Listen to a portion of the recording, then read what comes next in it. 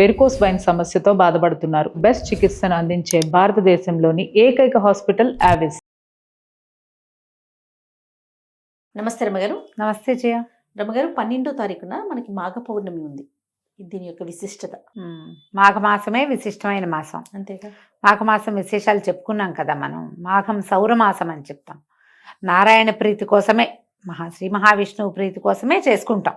మొదటి రోజు నుంచి చివరి దాకా ప్రతిరోజు ప్రాతకాల స్నానము, సూర్య దర్శనము, సూర్యుడికి అర్ఘ్యం ఇవ్వటం, సూర్యనారాయణమూర్తి ప్రీత్యర్థము పాలు పొంగించటము, ఇవన్నీ చేస్తాం కదా. స్నానం చాలా ముఖ్యమైనదిగా చెప్పుకుంటాం కదా. ప్రాతకాల స్నానం, సూర్యోదయానికి 1 నిమిషం ముందు స్నానం చేయటం, ఉదయించిన సూర్యబింబానికి నమస్కారం చేయటం. అయితే ఈ మాఘ పౌర్ణమి కూడా చాలా విశేషమైన రోజుగా చెప్తారు. మహామాఘి అంటారు. మామూలుగా మనకి ప్రతి పౌర్ణమి విశేషమే. పౌర్ణమి నాడు ప్రత్యేకంగా స్నానం చేయటము, అర్చన చేసుకోవటము, లక్ష్మీనారాయణలైనా అర్చించాలి, శివారాధన అయినా, సత్యనారాయణ వ్రతాలు చేసుకోవటాలు, ఇవి మనం ప్రఖ్యాతంగా వింటాం కదా. అయితే ఈ మాఘంలో ఈ పౌర్ణమి నాడు సముద్ర స్నానం చాలా విశేషంగా చెప్తారు చేయ.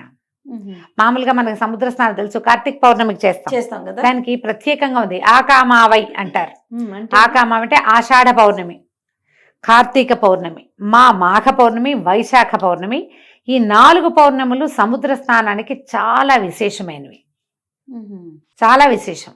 వాట్లల్లో మహామాఘి మరీ విశేషం. హైదరాబాద్ వాసులకి సముద్రం లేదు, మనం ఏం చేయాలి? మనకు వెంటనే డౌట్స్, మనకు సముద్రం లేదు కదండి అంటే వెళ్ళాలి. ఎక్కడికైనా వెళ్ళలేము, కనీసం ఇంట్లో అయినా పొద్దున్నే స్నానం చేయండి, నదీ స్నానం చేయొచ్చు. సముద్రము చాలా విశేషంగా చెప్పబడుతుంది ఇక్కడ. మామూలుగానే మనం ఒక వాక్యం చెప్పుకుంటాం, నదీనాం సాగరోగతి అని. నదులన్నీ కూడా, అన్నిటి కూడా సాగరమే వాటి గతి. పైగా ఆకాశాత్పతి తుంతోయం యథా గచ్చతి సాగరం సర్వదేవ నమస్కారో కేశవం ప్రతి గచ్చతి. ఆకాశంలోంచి పడిన ప్రతి నీటి బొట్టు సముద్రం వైపుకే ప్రయాణం చేస్తుంది. మన నమస్కారాలన్నీ కేశవుడికే చెందుతాయి. సముద్రంలో స్నానం చేస్తే కేశవుడికి నమస్కారం చేసినట్టు.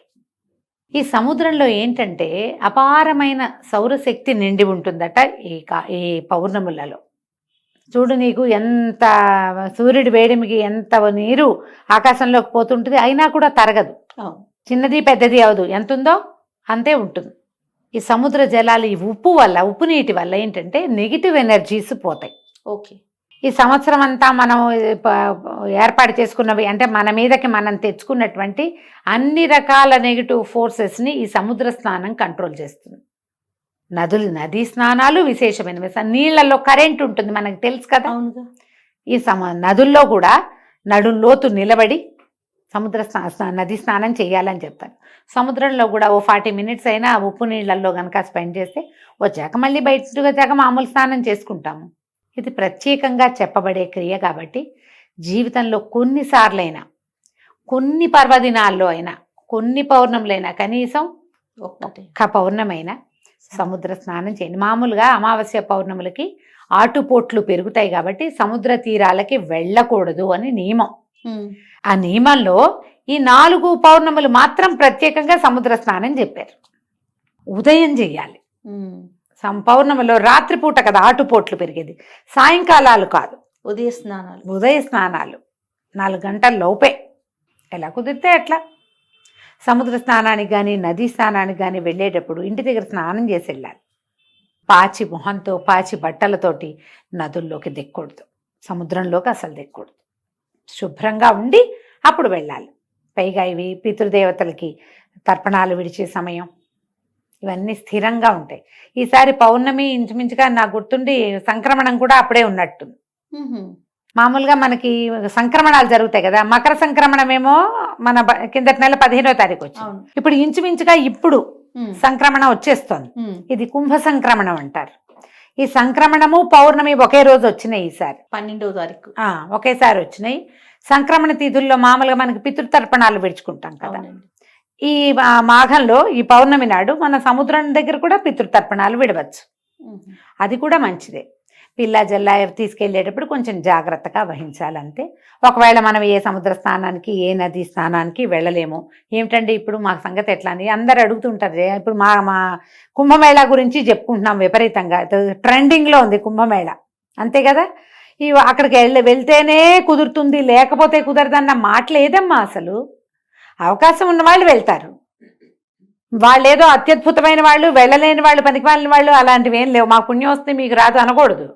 ఇక్కడ కూడా మనకు అవకాశం ఉంది, మనం ఇక్కడ చేయొచ్చు. మనం ఎక్కడ పుష్కర స్నానం చేసినా, ఎక్కడ నదీ స్నానం చేసినా మనకి పుణ్యమే లభిస్తుంది. అక్కడికి వెళ్తే అమోఘ పుణ్యం. అవకాశం ఉంటే వెళ్తాము, లేకపోతే దండం పెట్టి ఊరుకుంటాం. ఇప్పుడు మనకు సముద్రం లేదు, నది లేదు అంటే ఇంట్లోనే పొద్దున్నే స్నానం చేయండి. పెద్దవాళ్ళు ఎవరైనా ఉండి ముందు తర్పణాలు విడిచే పద్ధతులు ఉంటే తర్పణని విడుచుకోండి.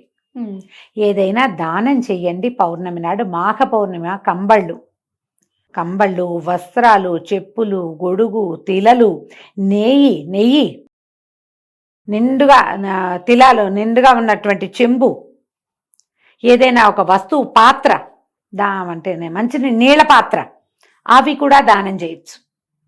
ఏది కుదిరితే అది. బంగారం దానం చేయొచ్చు, అన్నదానం చేసుకోవచ్చు. ఏమి చేసినా అద్భుతమైన ఫలితం లభిస్తుంది. మీరు మామూలుగా ఎప్పుడు చేసినా దానం మంచిది. పర్వదినాలలో చేస్తే ప్లస్, మరి మంచి. పర్వదినాల్లో ఏవి చేయాలని చెప్పబడిందో అవి చేస్తే ఇంకా ప్లస్. వేసుకోండి కొన్ని ప్లస్సులు అవకాశం ఉన్నప్పుడు, అంతే. ఈ మాఘ పౌర్ణమి రోజున దానం చేసుకోవచ్చు. పగలు ఉపవసించి సాయంకాలం భోజనం చేస్తే మంచిది అవకాశం ఉంటే. సాయంకాలం పౌర్ణమి చంద్రుడు కనపడ్డాక చంద్రుడిలో భావన చేసి లక్ష్మీ స్తోత్రం కానీ లలితా స్తోత్రం కానీ చేసుకోవచ్చు. లక్ష్మీనారాయణులని ఇద్దరిని భావించి సత్యనారాయణ వ్రతం చేసుకోవచ్చు. మీ అవకాశాన్ని బట్టి దండం పెట్టుకోవచ్చు. గట్టిగా పూర్ణబింబానికి ఎదురుగుండా నిలబడి ఒక్క శ్లోకం చెప్పుకుని, ఏదైనా విష్ణు సంబంధమైందో, లక్ష్మీ సంబంధమైందో, దేవీ సంబంధమైందో చెప్పుకుని నమస్కారం చేసుకోండి. బ్రాహ్మణులకి దానం చేస్తే అత్యుత్తమమైన ఫలితం ఇస్తుందని చెప్తారు. అవకాశం ఉంటే చేయండి. ఎవరికి అవసరమో నీడీ పీపుల్ వాళ్ళకి చేయండి, అది కూడా అత్యద్భుతమైన ఫలితాన్ని ఇస్తుంది.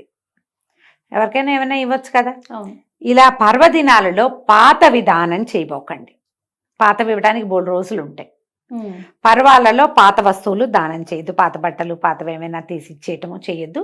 కొత్తవి ఇవ్వగలిగితేనే దానం చేసుకోండి. మీ అవకాశాన్ని బట్టి ఏదైనా సరే. తప్పకుండా. నమస్తే. నమస్తే జయ.